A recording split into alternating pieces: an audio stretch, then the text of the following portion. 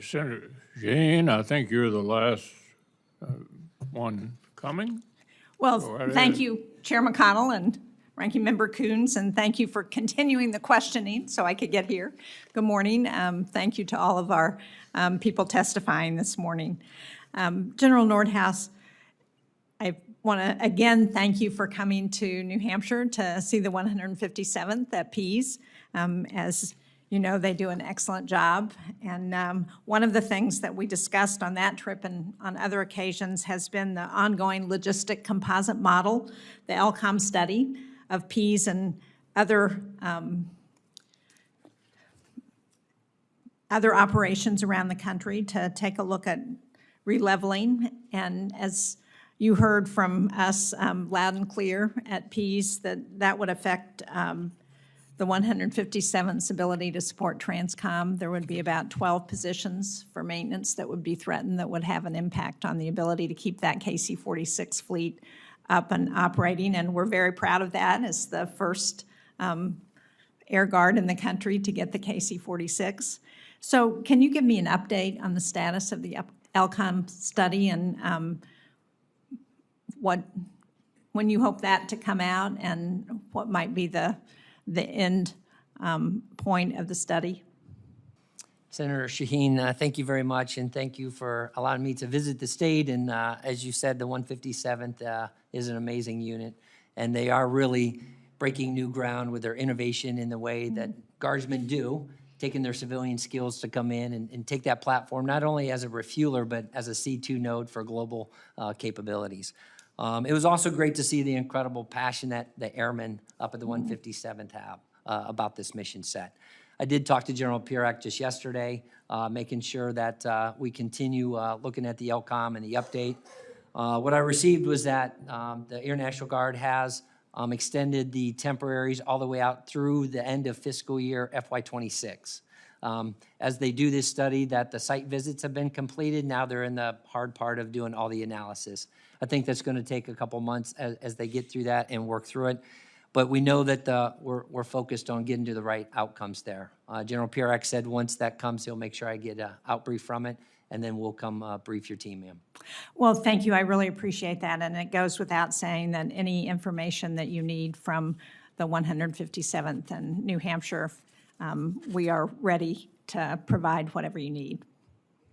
And ma'am, I will highlight that your team also has a few folks on ADOS orders doing the test with our Air National Guard, Air Force Reserve Test Center, and that's adding to the test capability of what the KC-46 does that will benefit the entire platform and fleet into the future.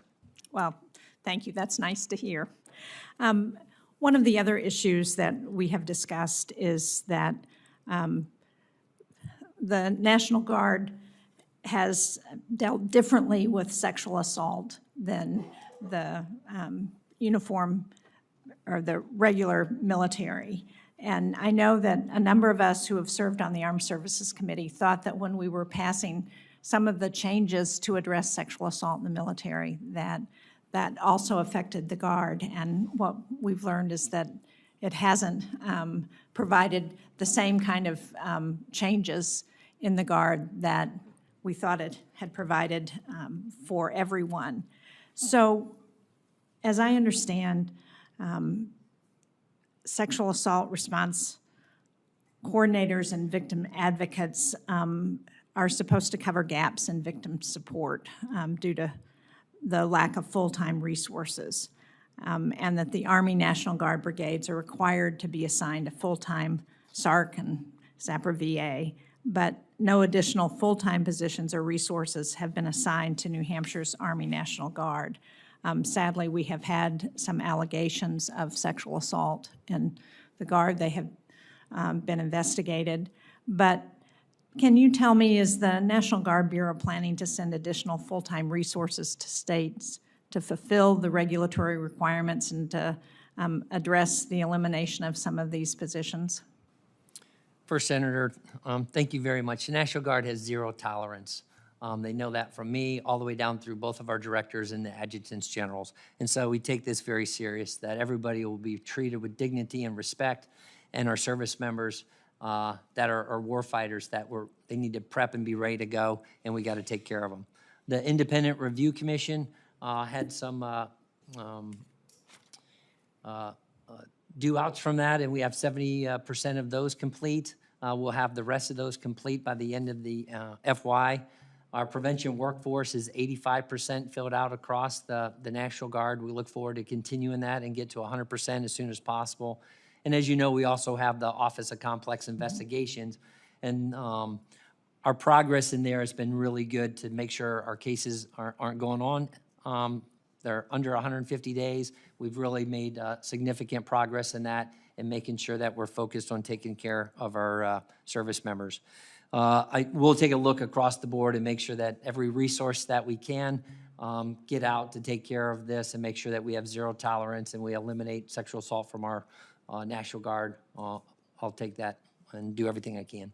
Well, thank you. I really appreciate that. And I know that I'm sure this committee and the Senate Armed Services Committee stand ready to be helpful in any way that we can. If there are any additional authorizations or if there are particular resources that you need from us, I hope you will share that with us. Thank you, Senator. Thank you. Thank you all.